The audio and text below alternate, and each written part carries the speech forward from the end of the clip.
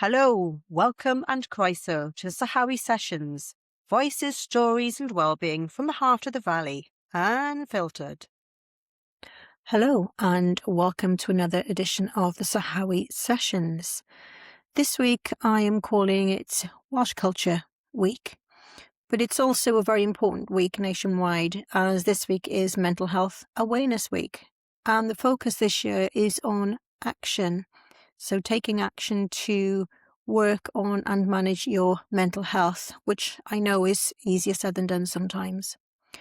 So I will be linking in the comments on if you're watching on YouTube or on the website or also on my Facebook page and Instagram, some links that you can go to. There is a special website that the Aneurin and Bevan Health Board sends out. And as a NI community champion, I really want to point that out. So I hope you are managing your mental health as well as you can be this week. But if you need extra help and support, I will link the website. So on to the other theme for the week, which is Welsh culture. Now, because this podcast comes from the Sahawi Valley, I thought it was only fair to catch up with somebody that has come from this area and speaks Welsh, and also is younger, gets a younger take on things. So we'll be speaking to Taryn, who's 25, and last week he was a candidate in the Senedd election. Now this podcast is not political at all, and actually Taryn was an independent candidate, so hopefully that works out quite well. And he obviously went knocking doors and speaking to lots and lots of people around the area. So I wanted to find out his take on what was important to people. What views and values and ethos do they hold, as well as him himself as a Welsh language speaker. And some of the words that I use, you may be familiar with if you're from the area. If you're not, you may not be. So the first one is quite a common word in Welsh. Some people may not know what it is, and that's hiraeth. So the dictionary definition of hiraeth is a Welsh word describing a deep nostalgic longing, homesickness or yearning for a home, place or time that is lost, unreachable or perhaps never truly existed. Some people talk about hiraeth as being homesickness when you perhaps are out and about and you might hear the anthem or you're at a place that reminds you of Wales and that kind of thing. And that sort of brings me on to talking about people who are Welsh but have moved on to other areas, so within the United Kingdom or to other countries as well. Now, if you are one of those people and you would like to be on the pod and be interviewed about how you've taken your culture with you to wherever you're living now and what aspects are similar or different to where you are now, please get in touch. The dedicated phone number, as always, is 074 970 79907. You can WhatsApp, you can voice note, whatever you want. And on that note, please also send in your recommendations for local places to walk, whether it's walking yourself, walking the dog, places to meet people, parks, and so on. And I'm going to kick it off actually today with a shout out to the Mountain Ranch in Caerphilly, Mountain View Ranch in Caerphilly. I took my granddaughter there quite recently for the Gruffalo Trail, and we had a fantastic day out, which was helped a lot by the good weather. So I guess sometimes you might want to take a chance or not take a chance if you book up in advance. But certainly a really good place to go, to be outside, take a picnic. So much for kids to do there. So that's my river pick, my recommendation for today. The other Welsh word that I want to look at is Cynefin. Now, Cynefin, the dictionary definition is a deep instinctive sense of belonging to a specific place, combining landscape, culture and personal history. So a sort of place of belonging or your habitat, which could mean home to you or it could mean a specific area. And it's an interesting one because Cynefin is spelled Cynefin. And I was speaking to somebody last week who is Polish and her husband who's also Polish. has started to do some work with a website that has Canavan as the is a name in the business somewhere, and he really wanted to pronounce it properly. So she was trying all ways to pronounce it, and she's actually a linguist, so a polyglot, in fact. She speaks many languages, and she wasn't quite sure how to pronounce it, so I helped to phonetically pronounce it and explain what it was. But it's interesting how somebody from another country has come across this Welsh word. And I put those words to Taryn when I interviewed him as well to see what he made of it. Now, before we speak to Taryn, another thing that we are going to talk about on the pod is Wyda, W-Y-D-A. Wyda is a form of very ancient Druid movement and practice, so quite similar to yoga, qigong, that kind of thing. There is going to be more on that, but there's been a lot of interest on a couple of TikToks I've done about it, so keep tuned and there'll be some more information coming out. Now then, I'm going to take you straight on to Taryn's interview because I think what he's got to say is quite interesting about the people that he's met on his way to the Senedd as a candidate. Unfortunately, he wasn't successful, and the interview takes place just before the vote. In fact, it was a day before. So very, very difficult time for him, and I'm very grateful to him to stop and talk to me. Anyway, let's hear what Taryn has to say. Okay, so I'm here in Risca with Taryn. Taryn, can you tell us a little bit about yourself? Who are you and where are you from? Hello, my name's Taryn Clayton. I'm from over Carve by Blackwood, and I'm a candidate in the upcoming Senedd election. So, although this podcast isn't political, I'd like to ask you, when you've been out and about and seeing different people and listening to them, what kind of values do people hold dear?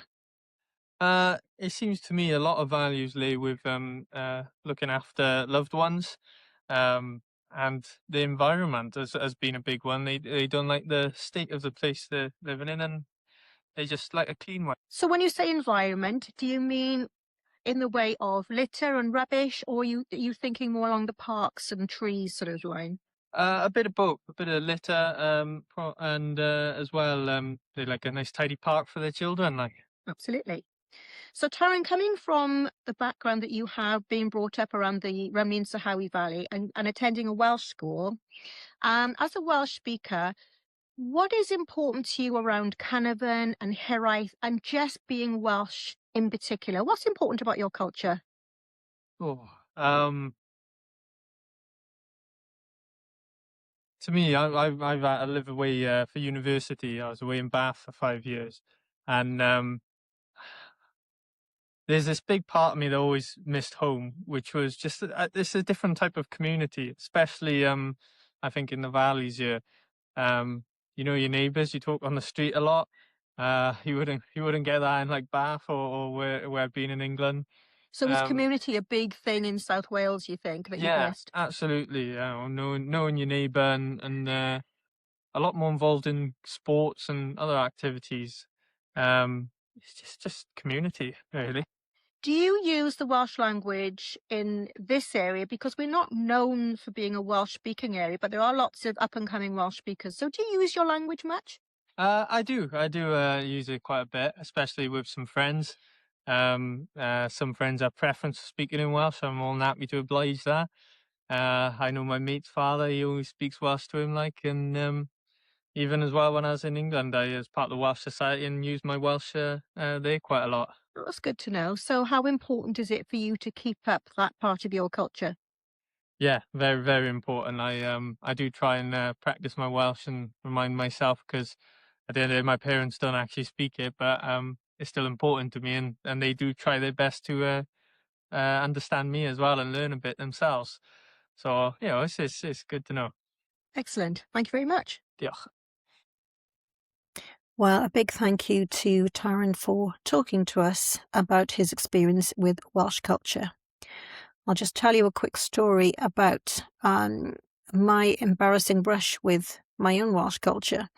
So it was a job I used to work around the world quite a lot, different countries, and I would teach people to say things like Borodar, Dian, Diolch, that kind of thing. And they would teach me their language, which is fascinating until you get them mixed up.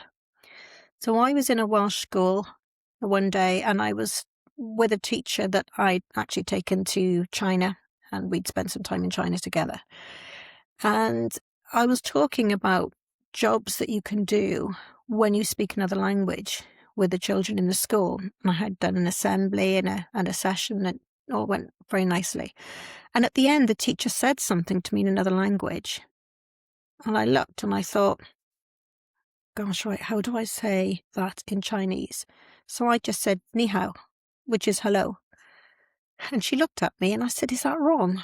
And she said, well, sort of, because I was speaking Welsh to you. We're in a Welsh school, and I cannot believe that I didn't twig, because in my head, because I'd been in China with her, we were going to be speaking in Chinese and Mandarin. So I don't know how on earth I got that so confused. And I've also got confused, certainly once in Poland, I got confused when I came downstairs for breakfast. And I believe I'd been in Spain the day before. So just woken up and I thought, okay, where am I? And I turned around to say good morning to someone. And as I'm working through how to say that in Polish, they said, Borodar. I said, you're speaking Welsh? And the lady said, yes, last time you came here, you taught me that. So it's just something I didn't think about, that the sharing of culture sometimes overlaps so much. It's crazy, but it's really, really good fun. Now, if you live in Wales, but you have a different cultural background to Welsh, I would love to hear from you. Explain to us, how does your culture work with the Welsh culture? Is it very different? Is it similar? What do you think about being in Wales and maybe sharing parts of your culture with people around you? Certainly when I lived in Devon, there was a lady called Purdy who used to, she was Indian. She'd never actually been to India, but she was of Indian descent. And she used to make suppers for people of traditional Indian food. She could cook beautifully. And that was her way of sharing her culture with the British culture, which there isn't a lot of British culture really, is there? So that was fantastic. Anyway, if you would like to be on the pod talking about culture, then please get in touch. Again, the number is 074 970 79907. And we have a shout out here. Oh, so Jazz wants to know, can you recommend services that are outside the Valley area? Well, I would prefer people to recommend places and areas within the South Wales Valley area. However, I am speaking to people outside the area, if that makes sense. And I've got some really interesting interviews coming up as well, which I can't wait to share with you. Okay, so just before I leave you for today, I would like to remind you of Mental Health Week, that action is the focus. So taking things into your own hands and working around that, seeing where you can access help and support. And also in the Newbridge memo on Sunday, can't think what time it is, but definitely I'm holding a workshop called Quieting the Noise, where we'll be looking at overthinking. The timing is yet to come out, but it's usually around 1ish we start, but I can certainly try and put a link to that on the Instagram, Facebook and TikTok as well. So Quieting the Noise on Sunday the 17th. Meanwhile, please get in touch with us if you want to say anything, comment, recommend, or be on the podcast. And I will leave you for another week. Have a great week, and I will speak to you soon. Take care. You've been listening to the Sahawi Sessions, part of the Yellow Rhino brand. Please give us a like and don't forget to subscribe.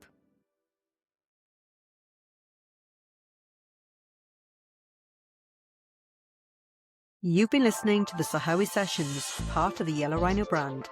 Please give us a like and don't forget to subscribe.